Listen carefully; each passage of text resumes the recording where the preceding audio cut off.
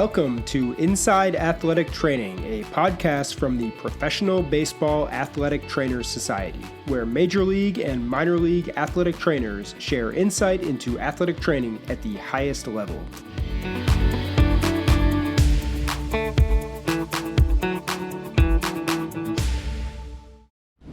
This week on Inside Athletic Training, we welcome in German Suncin, the assistant athletic trainer with the Chicago Cubs.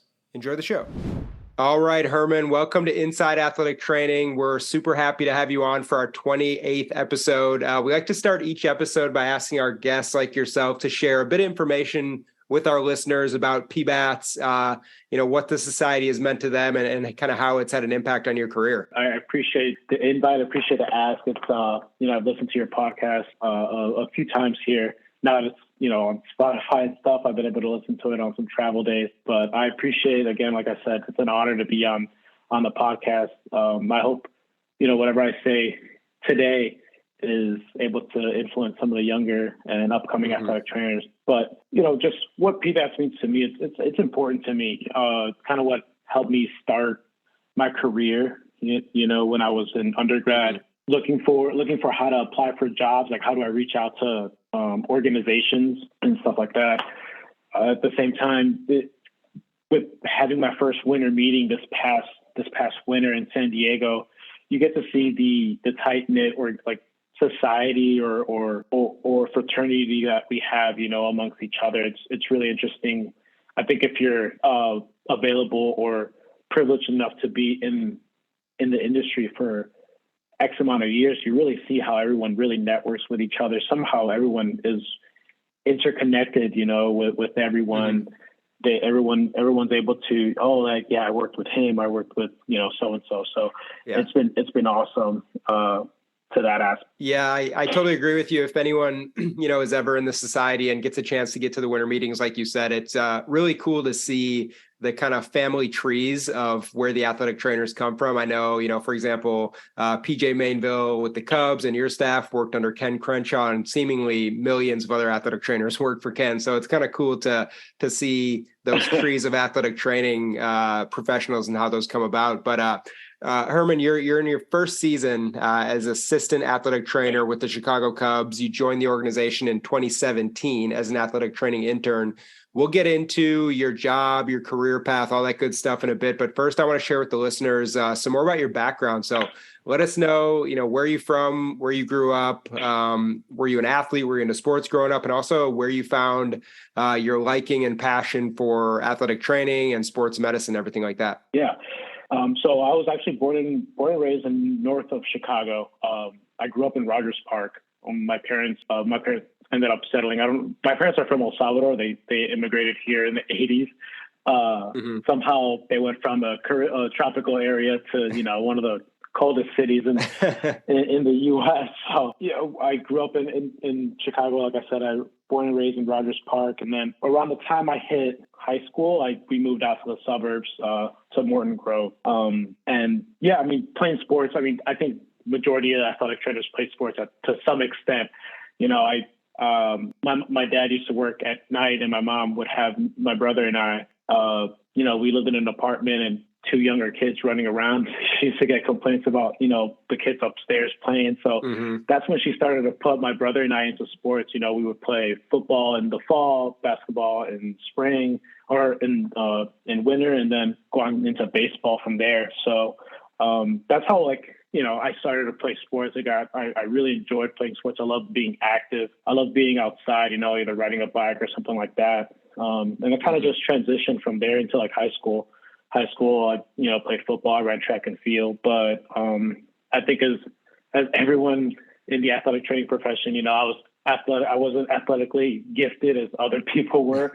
So once I graduated high school, I didn't immediately go to Western Illinois right out of high school. I kind of, didn't know what I wanted to do. I went to community college first. And that's where I kind of took an intro class into athletic training. It was a very basic class, a little taping, some first aid. But that's where that's where I started. That's where my passion started. I started to schools to apply to that had athletic training. That's where I found Western Illinois. and kind of just took off from there. Yeah, that's it's the same story, as a lot of even myself included, and a lot of your colleagues. You think you're going to be a professional baseball player, and the journey ends for everybody at some point. So it's pretty funny how every kid has that dream, and obviously it doesn't work out for everybody. But fortunately, you were able to stay in the game. Like you mentioned, you went to Western Illinois, got your master's degree from Southern Illinois in 2017, and I want to talk a bit about education in that regard. I want to ask you about your key takeaways from college that have kind of allowed you to flourish at such a young age in the world of athletic training. So would you say it was the hands-on experience in college, or more so learning from mentors and studying, that really got you prepared for what you were going to see as a professional baseball athletic trainer? I think it was a mixture of both. I think Western for me did a great job in giving me various cultures, right? So I would have my time in football, which was a blast.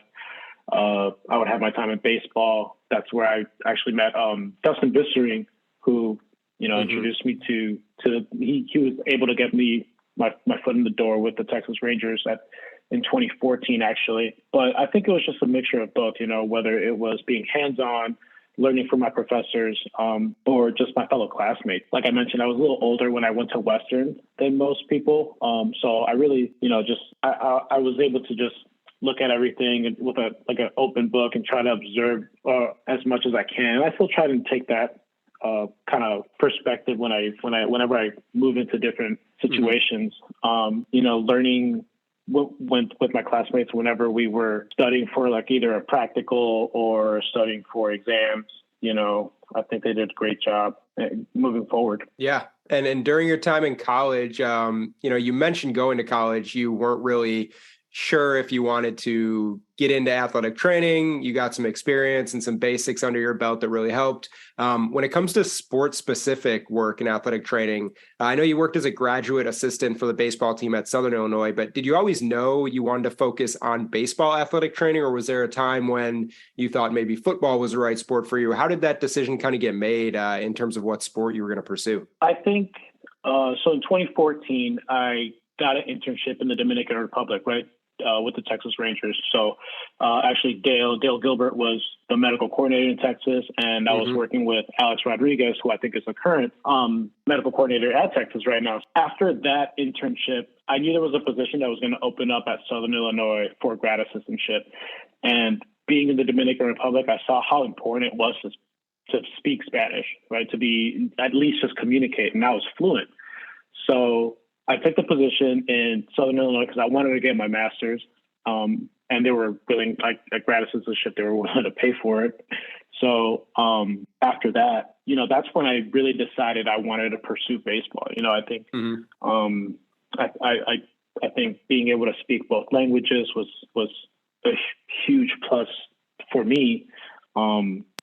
To just be able to make myself more hireable, I guess you can say, sure. Looking for a job. I think prior to that, I probably would have, maybe tried out football, see what route I could have taken to football. But once I did that internship with Texas Rangers, I knew I wanted to be more specifically towards baseball and lean that way. I think it's worked out pretty well for me thus far. Yeah, absolutely. It for sure has. And, it's always great to learn under, we'll get into some mentor concepts later and talk about that throughout your career. But, guys like Dale Gilbert, like you mentioned, been in the game forever. Always great to learn and to work for people like that. Speaking of people on your staff and just the Cubs, the city of Chicago, something I'm really excited to talk to you about today is the fact that yourself and head athletic trainer Nick Frangelo over there with the Cubs, Nick and you are local Chicago natives, like you talked about earlier. You grew up in the area, like you said, Rogers Park, really not far at all from Wrigley. And now you have the awesome opportunity to work for the Cubs and call Wrigley your office, which is amazing. Talk to us a bit about what it's like for a Chicago guy like yourself to work for the hometown team. Do you feel extra support from the community, your family, friends, as a member of the Cubs athletic training staff at this point in your career? It's awesome. It's amazing. It's a dream come true, right? I mean, I think any major league job is a dream come true, but yes, being home, being able to come back home after so many years whether it's in the Dominican Republic, at school, or just various minor league cities, towns. And to be able to come back to Chicago has been amazing. You know, when you tell your family and friends, oh, I work for the Cubs, they'll automatically think like, oh, I work for the Chicago Cubs, you know. Mm-hmm. And you know, for 2 years I was in the Dominican Republic. Like, oh, I never see you. I was like, oh, well, I'm in an island, you know, or I'm in, you know, the minor league system. So being able to come back home has been amazing, a dream come true. You know, support from my family, friends. Yeah, now it's you know, every other day, you know, when we went to London, especially, and I was, you know, the broadcast games, like everyone was mm-hmm. texting me, my friends, some of my old athletes from SIU, you know, you have a mixture of like Cardinals and Cubs fans there because mm-hmm. where it's located. So, of course, they were watching a game. They were, you know, texting me that they saw me on the field or saw me in the dugout, which was awesome. And my family, what can I say? I mean, they've been supporting me from day one, from the moment I accepted the internship with Texas Rangers to, you know, when I accepted the internship with the Cubs and kept moving forward, you know. So mm-hmm. The support has been amazing. It continues to be great. My fiance Raquel, she does a great job she's from the same area as me, Morton Grove. So like for us to come back and stay here has been an amazing thing as well. Yeah, that's really awesome. Really cool story, especially getting to work alongside Nick, who's also from the area. I have to ask, you know, when you took the field for your first game in the big leagues at Wrigley Field, you know, an iconic venue nationally, but you grew up in the backyard, basically. What was that like? Explain your emotions, what you were feeling during that time. It had to be just such an awesome moment for you and your family. Yeah, that was like I said, another dream come true. That was an amazing experience. I was able to have my family there. Raquel was able to be there. You know, to hear your name called out and like your face in the big screen, you know, it's what everyone dreams of, to be honest with you. You know, I felt a sense of pride at that time, you know, having my parents sacrifice everything that they sacrificed to come to the States to give me a better life, my brother a better life. And, you know, seeing their son in Wrigley Field opening day was a huge sense of pride for me. I think my mom cried, my dad cried probably. So that was a dream come true. Words couldn't describe it. It's one of those where you just, it's engraved in your memory, you know? Mm-hmm, for sure. And now, you know, you're in your first year, like we mentioned, assistant athletic trainer with the Cubs, but you've been in the game since 2014 when you started with the Texas Rangers, with the Cubs since 2017. You've made stops in the Dominican Summer League, like you mentioned, Myrtle Beach 2021, with the Tennessee Smokies in 2022. We like to talk to our guests about the minor league experience. We know how important that is, but we know it's also tough to remain patient and present in the minor leagues when your goal is ultimately to get to the big leagues like you've accomplished. So talk a bit about that minor league experience as an athletic trainer, you know, how you were allowed to make mistakes and kind of find your way and grow in the minor leagues before making your way to the big leagues, and how important that is in terms of preparation for what you're doing now in the big leagues. Yeah, I think being in the minor leagues it's crucial for a young athletic trainer. You know, I think a lot of the times people want to rush to the big leagues, which understandable. That time in the minor leagues is very important, especially it helps you grow as an athletic trainer. It helps you understand kind of the philosophies of your organization at the same time. For me, it was very important, either starting in the Dominican Republic, being down there, you don't have all the toys that you would have in Arizona, or anywhere in the States. So you kind of get a little bit creative when it comes to some of your rehab protocols or some of the exercises you have to do with some of your players. And, you know, just it helped me grow, it helped me develop that way, helped me, you know, speak to some of the players, seeing them move, progress, and as you progress with them, it's also helpful in that aspect, because right now I'm able to, you know, talk to Miguel Amaya or some of the other Latin American players that we have here. Mm-hmm. You know, we joke about the time where we were in the minor leagues and look at where we are now. So it's been awesome to that experience. But yeah, at the same time, you're going to make mistakes, right? No one's perfect. I've made mistakes in the minor leagues. You just continue to grow from it. You learn from your mistakes, and that's the best you can do. And now that you are kind of established in athletic training in professional baseball, specifically in the big leagues, many students aspire to get to where you are, which is obviously a credit to you and your persistence and work ethic. I'm wondering what advice you might have for those college students or young professionals who are looking to get into athletic training in professional baseball. Some of the advices I would give them is if you can take an internship somewhere, take it. Because I think sometimes younger athletic trainers think like, oh, I'll be in the minor leagues for, X amount of years and then I'll be in the big leagues. And unfortunately, it just doesn't work out like that sometimes. I'm fortunate enough that I wasn't in the minor leagues for an extended period of time compared to some other major league athletic trainers. And I'm thankful for that. But, I could also say that my time could have been 10 plus years in the minor leagues and then, been in the big leagues. So I think one of the things I would 100% say is, take an internship, see if you like it, because a lot of people don't understand the true grind that it is in the minor leagues, whether, you have your season and then sometimes after that, you got to quickly turn around and go back to instructs or do another or a con ed and keep going like that. So it's kind of baseball's become kind of a year round thing, instead of just, oh, you have your season and then that's it. So I would say that willing to learn, to continue to grow. Just because you graduated doesn't mean you stop learning. I think I would say my education is almost out of date because of how quickly things turn around. Sure. I mean, we see it at winter meetings all the time. People are coming out with new devices, new modalities, new protocols. This works, that doesn't work, etc. So I think that would also be. Yeah. And on that same topic of advice for the younger athletic trainer, when you were younger and coming up through college and through the minor leagues, we mentioned you worked with some awesome people. Did you have any specific mentors that really helped shape you as an athletic trainer and your philosophies? And also people just that showed you, how baseball works, how the athletic training room works. Were there any people that were pretty influential in your career early on? I think I don't want to sound like choosy, but I think everybody, I think I've been able to stay, let's say, in one organization. I did my internship with Texas, but then after that, it was just a summer internship. And then I went back to school and then went to the Cubs.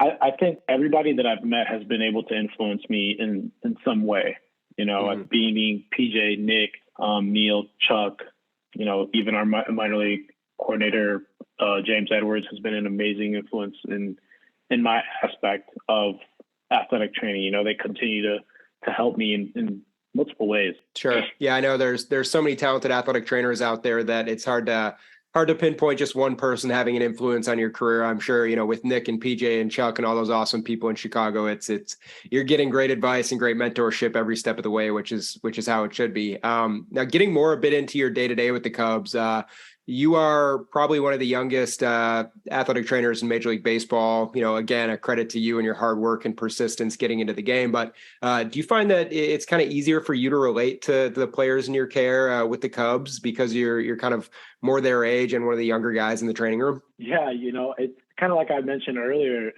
It's awesome to see that because as we're starting, we're rolling and you get some guys moving up. We had Matt Mervis up here for a little bit, Miguel Amaya, Morel, Assad, some of these guys that I've had in the minor league system, and then you see them come up. It's really cool to just have that rapport with them, that connection with them. Sure. It goes a long way. But yeah, I mean, I think connections I've always been pretty easy, I think, to connect with athletes. I kind of just have to, at first I'll listen, and then they start talking about like a specific topic or something like that. And then I'm able to connect with them from that way. So it has been awesome. And being one of the younger athletic trainers in the major league system as well has been pretty cool because Logan Severson, our AAA athletic trainer, and I used to joke, man, like we're 34 and still in the minor leagues and so it was cool. I went from one of the older guys in our minor league system to one the younger guy in our major league. So it was cool. Yeah. Just like you mentioned, you never know when that opportunity is going to come. We've seen PBATS members who worked in the minor leagues for 30 years and never got their shot, and younger guys like yourself who do spend a significant amount of time in the minor leagues, but ultimately break through. And now, like you said, one of the younger guys. So it's just a credit to everybody who's grinding out in the minor leagues. We know it's much different and obviously so huge when you finally break through. To add on to some of that talk about communicating with players, I know trust is hugely important. How difficult is it as a new member of the athletic training staff to kind of gain that trust of the players you take care of? I know guys like Nick and PJ have so much experience with players at the big league level, but what was it like for you early on getting to know the players in the building and building that trusting bond between you and them? Yeah, I mean, having Nick, PJ, Neil has been a huge help whenever any athlete comes in. You have anybody would come in and some of the bigger athletes would come and ask, talk to Nick, talk to Neil, talk to PJ, and I kind of just observe and see how they handle certain situations, and then just kind of wait and just see what they're doing, how they're doing it, in case that whenever they were busy, like I can take over and see like, hey, yeah, I can help you out with this, I can help you out with that, with whatever modality, etc. So I try and learn by observing as well. At the end of the day, I'll kind of ask whoever's doing something like, hey, why did you do this? Or why did you do that? How do you do this? I think that's been helpful for me. Yeah, of course, can't hurt to have guys like PJ and Nick and Neil in the training room. Such awesome experience between them. One of the specific guys I want to talk to you about and the leader of your athletic training staff is PJ Mainville. PJ's been, in huge roles with the Diamondbacks and the Cubs and seemingly had a huge impact on many athletic trainers throughout his career. So I want to ask what it's like working with PJ and having the opportunity to learn from him and just take advantage of the wealth of knowledge he has and his experience in the game. Working with PJ has been great. It was cool because I am local. Before I would go to the DR when I was in there in 1819, we had a few days off. So I would come back home, see my family, and then I would fly out. So sometimes I would ask like Nick and PJ if I could come into the training room, just kind of observe and hang out. That's kind of where like we started, he would ask me like, hey, what are you interested in? What are some of your plans being down in the DR? And as I continued to grow throughout the system, when I got to AA last year, our communication got a little. We started speaking more frequently as I had some of the 40-man guys on my roster, and just picking his brain apart on, hey, this is what we're doing, this is what we're looking for, and moving forward. So that's been really good to have. He challenges you. He's always wanting you to continue to grow, to learn. And he's helped me look at things in a different perspective, instead of kind of just getting tunnel vision on one thing at the same time. Mm-hmm. Yeah, definitely a great mind in athletic training. Like I said before, just has had such a huge impact on many of the guests we've had on the show. So it's cool to hear your stories as well. One question about your actual, the job you do every day with the Cubs as an assistant athletic trainer that we get a lot is what's a normal day like? I know in speaking with a lot of your colleagues across the league, no day is the same. There isn't really a quote unquote normal that you guys experience every day, but walk us through what it's like for someone in your position, on a game in Chicago when you're at home, and what's the actual day like? I know a lot of people think you might get there and do treatment before the game and post-game care, but there's definitely more to it than that, right? Yeah. I think, a lot of it just depends. If it's an early game, you get here 8:00, 9:00, we usually have our meeting. And then after that, I'm usually in charge of making sure like our x-ray technicians have their tickets for the game, seeing which doctors are going to be at the game. At the same time, probably start loading up the trunks for whenever we hit the road, making sure they're stocked and have everything that we need so we're not missing anything. Mm-hmm. I kind of take in charge of ordering some of our supplies. So making sure we're not low on anything, making sure we have enough supplies for the trunks as well. And then at the same time, some of it is, some of the treatments in the morning, some of the treatments before they hit BP, some of the treatments before some of the pitchers go out to stretch and throw. Then I'll go cover the game. And most of the time I'm in the dugout, which is probably fun. I love being in the dugout. It's one of my favorite things to do, just seeing the crowd and watching the games live. It's been amazing. And then, just communicating, making sure we continue to communicate with everybody. If something were to pop up, make sure that goes through the communication chain with Nick and PJ, and making sure everyone's in the loop with everything that we need. And then, once the game's over, making sure we touch base with anybody we need to touch base with, that make sure nothing happened during the game, or if something did happen, make sure our doctors know about it, Nick knows about it, and go from there. Yeah, definitely more unique than a 9-to-5 desk job. And one of the aspects of that is the travel, that I know it can be grueling, it can be a grind for you and your staff, but also the players. With travel being such a big part of the game, curious to learn more from you about some of the things you guys focus on with your players to make sure they're fresh on the road, whether that's nutrition, hydration, sleep, probably all of that. But give us some insight into what you guys do to make sure your players aren't kind of run down from all the traveling. Yeah, traveling's huge, right? I think we just finished a steaming hot series in St. Louis. So we were definitely pushing hydration there. Our nutritionist, Brittany Jones, did an amazing job of making sure we kept our guys as hydrated as possible, pre-game, post-game. And anything from, modalities, we have the jet boots, the Normatec boots, everything. Some of the guys need some manual therapy.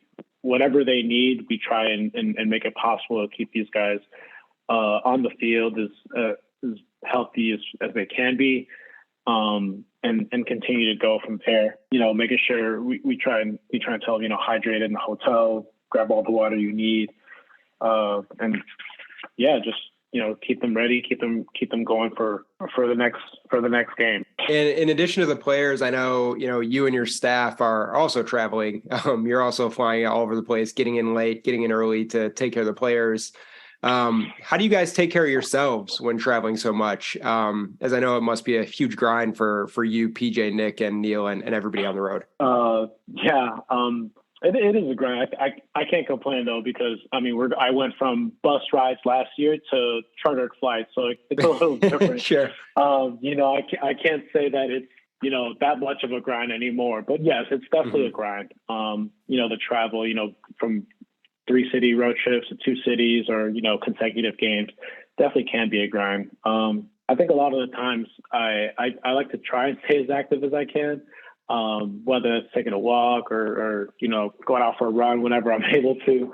But a lot of the times just maybe getting a little bit of extra sleep, because when you're on the road, it's the bus times are different. So I can't drive myself to the stadium sometimes. But it has been awesome. In that, going from the AA to the charter flights, I should say. But most of the times it's just stay healthy, talk to my family. I'm very family oriented, to be honest with you. So talk to my family a lot, talk to Raquel, my fiance, a lot, and just get ready for the game that day. I don't really like to get too stressed out pregame or before we show up to work. So sure. No, that makes total sense there. And, obviously it's being a family guy, and like most people are, it's got to be tough to be away, but glad to hear that you're keeping connection there. Even when it's so busy with everything you have going on for work. Well, Herman, to wrap up, I know you're surrounded with some awesome athletic trainers in Chicago. We've mentioned PJ, Nick, and Neil a bunch, but I want to give you a bit of time now to recognize the group of people you have in Chicago with the Cubs who are part of your day-to-day in the athletic training room. Yeah, I just spoke about Nick and PJ. I think Nick's been an amazing help person to lean on. Just guidance through my first year in Major League Athletic trainer. He was the one that gave me my foot in the door with the Cubs back in 2017. He allowed me to get an internship in Arizona, and ever since then, we kind of had a really good relationship, both being Chicago guys from that aspect. So it's been cool. He and I had a really cool conversation. We were at the White Sox, thinking about, where we where we could have been had we went a different route to where we are and the connections we've made. At the same time, PJ, like I mentioned before, he challenges you. He's been a great mentor to us, to me, I should say, helping me, hey, like, think about this, think about that. And just some of the conversations he and I have been able to have in the dugout, what tendencies to look at with players, or like, when if you do this, go speak to your manager, et cetera. It's been great. It's been a learning year with him, and it's been awesome. I look forward to continue to grow and him continue to help guide me in that aspect. Not to get lost here, but Neil Ramp coming into our organization, his first year here, has been amazing. Neil obviously came from the Dodgers, different set of eyes, coming from outside of the organization. Sure. But his skill set is phenomenal. Like, some of the things he knows, I'm like, Neil, how did you, what did you do? How did you learn that? He's been an amazing addition to our staff. He and I, are in the dugout for a good portion of the game together, and sometimes we'll talk. Like, I'll ask him, like, hey, what did you do this, or would you have done this differently?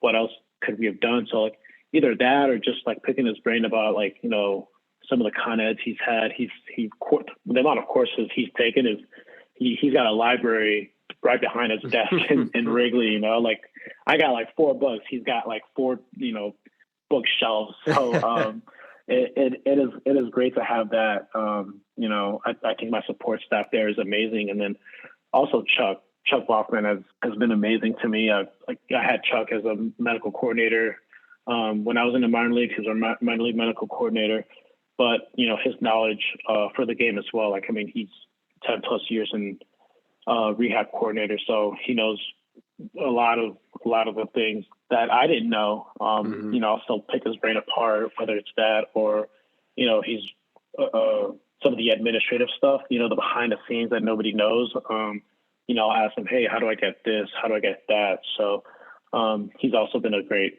help to me, and like they all continue to be great mentors to me. I still look forward to, every day I ask different things. Yeah, you guys definitely have one of the best staffs in the league over there, and like you mentioned, Neil Ramp, the addition of him, coming from a World Series championship in LA, he's obviously one of the most knowledgeable and respected guys in the game. So awesome to see him, join you guys without any issues there.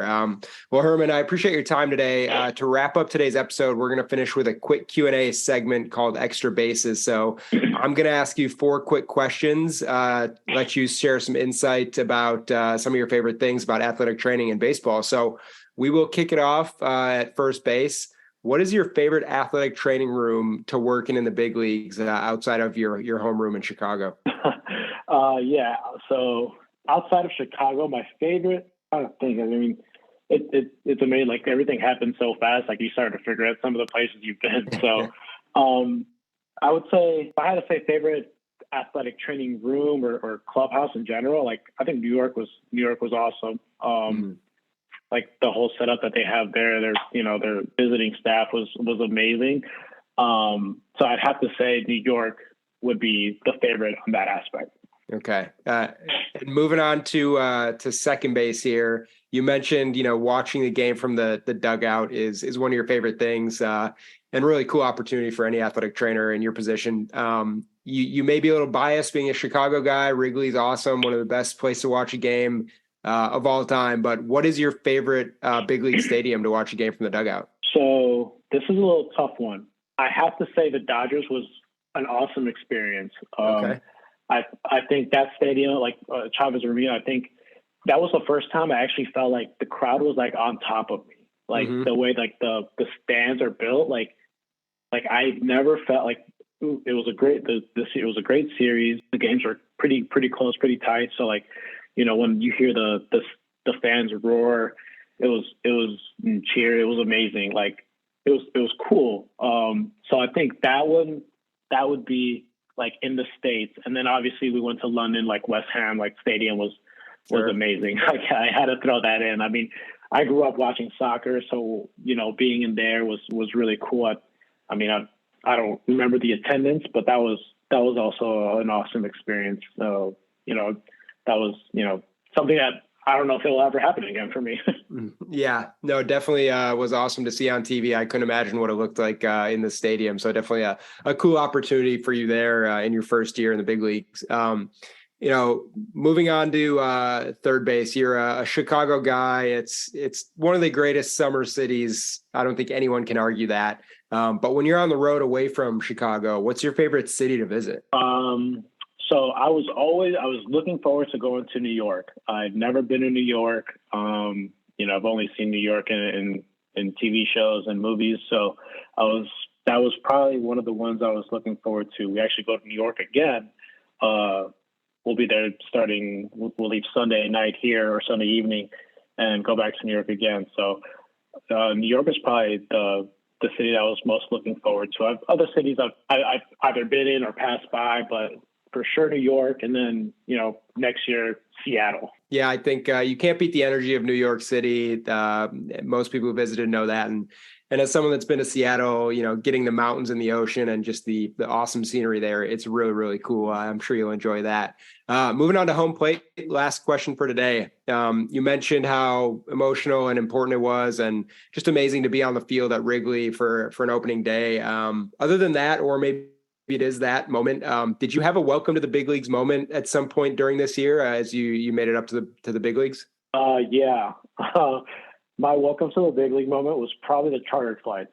Like I said, that was 100% we're talking about going from, anywhere from 6 to 8 hour bus rides to going on a chartered flight.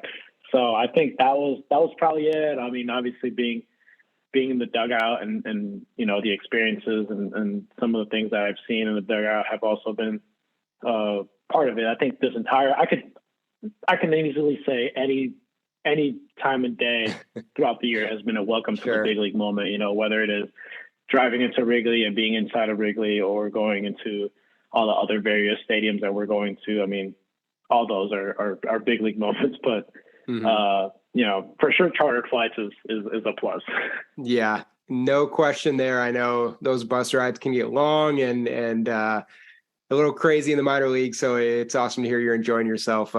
Very well deserved. Well, Herman, I really appreciate you joining the show today. Thank you for your time. Also your dedication to PBATS and the profession of athletic training. And we want to wish you and the Cubs staff nothing but the best for the rest of the season. I appreciate your time. Like I said, I'm honored to be part of the podcast. I'm honored to be asked to be, interviewed here. Like I said, more dreams coming true, more realities coming true and stuff like that. So thank you for your time and I appreciate it. And that wraps up this episode. Thank you for listening to Inside Athletic Training, a podcast from the Professional Baseball Athletic Trainers Society, a show for athletic training students, educators, and professionals who want to learn more about life as an athletic trainer in major and minor league baseball. If you've enjoyed the show, head over to pbats.com to gain access to other free resources. And don't forget to subscribe, rate, and review wherever you get your podcasts. Until next time, thanks again for listening.